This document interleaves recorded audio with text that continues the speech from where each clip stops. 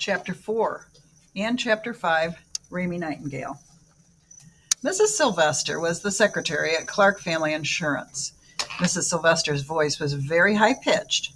She sounded like a little cartoon bird when she talked, and this made everything she said seem ridiculous, but also possible, both things at the same time.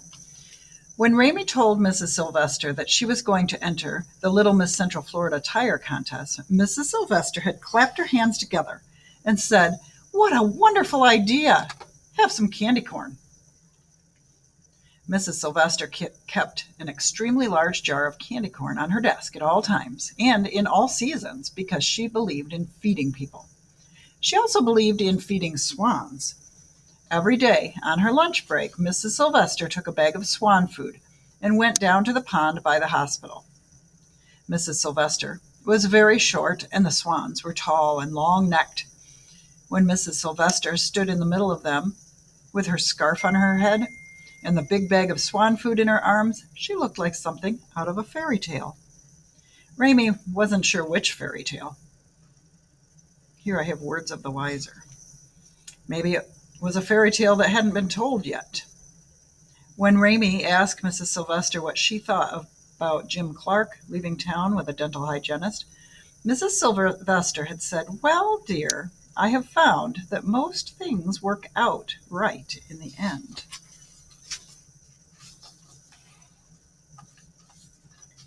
Did most things work out right in the end? Raymie wasn't sure. The idea seemed ridiculous, but also possible when Mrs. Sylvester said it in her tiny bird voice. "If you intend to win the Little Miss Central Florida Tire Contest," said Mrs. Sylvester, "you must learn how to twirl a baton. And the best person to teach you how to twirl a baton is Ida Nee. She is a world champion." Chapter 5. This explained what Raymie was doing in Ida Nee's backyard under Ida Nee's pine trees. She was learning how to twirl a baton. Or that was what she was supposed to be doing. But then the girl in the pink dress fainted, and the twirling lessons came to a screeching halt. Ida Nee said, "This is ridiculous. No one faints in my classes. I don't believe in fainting." Fainting didn't seem like the kind of thing that you needed to believe in or not in order for it to happen. But Ida Nee was a world champion twirler, and she probably knew what she was talking about. "It is just nonsense," said Ida Nee. "I don't have time for nonsense." This pronouncement was greeted with a small silence, and then Beverly Topinski slapped the girl in the pink dress. She slapped one cheek and then the other. "What in the world?" said Ida Nee. "This is what you do for people who faint," said Beverly. "You slap them." She slapped the girl again. "Wake up," she shouted. The girl opened her eyes. "Uh-oh," she said. "Has the county home come? Is Marcia Jean here?" "I don't know any Marcia Jean," said Beverly. "You fainted." "Did I?" She blinked. "I have very swampy lungs." "This lesson is over," said Ida Nee. "I'm not wasting my time with lollygaggers and malingerers, or fainters." "Good," said Beverly. "No one wants to learn how to twirl a stupid baton anyway." Which was not true. Raymie wanted to learn. In fact, she needed to learn. But it didn't seem like a good idea to disagree with Beverly. Ida Nee marched away from them, down to the lake. She lifted her white booted legs very high. You could tell that she was a world champion just by watching her march. "Sit up," said Beverly to the fainting girl. The girl sat up.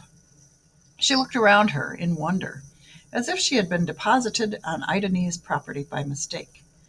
She blinked. She put her hand on her head. "My brain feels light as a feather," she said. "Duh," said Beverly. "That's because you fainted." "I'm afraid that I wouldn't have made a very good flying elefante," said the girl. There was a long silence. "What's an elefante?" asked Raymie finally. The girl blinked. Her blonde hair shone white in the sun. "I'm an elefante. My name is Louisiana Elefante. My parents were the Flying Elefantes. Haven't you heard of them? No, said Beverly, we haven't heard of them. You should try to stand up now. Louisiana put her hand on her chest. She took a deep breath. She wheezed. Beverly rolled her eyes. Here, she said. She held out her hand. It was a grubby hand.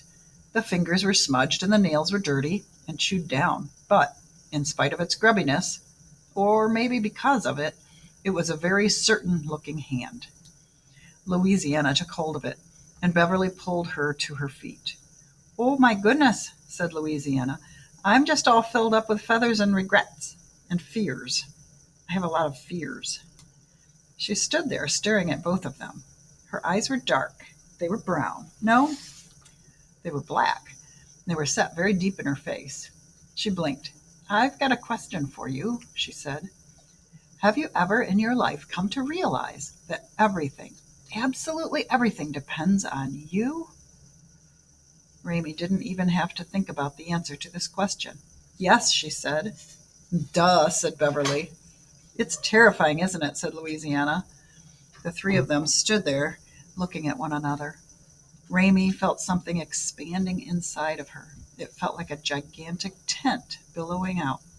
Then Raymie knew.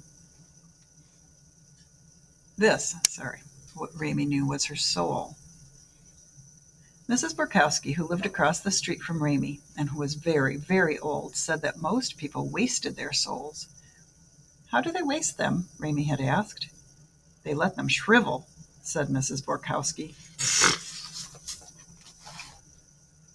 Which was maybe, Raymie wasn't sure, the sound a soul made when it shriveled. But as Raymie stood in Idane's backyard next to Louisiana and Beverly, it did not feel like her soul was shriveling at all. It felt like it was filling up, becoming larger, brighter, more certain. Down at the lake, on the edge of the dock, Idane was twirling her baton. It flashed and glimmered. She threw it very high in the air. The baton looked like a needle. It looked like a secret, narrow and bright and alone, glittering in the sky. Raymie remembered the words from earlier. I'm sorry I betrayed you. She turned to Louisiana and asked, Who is Archie?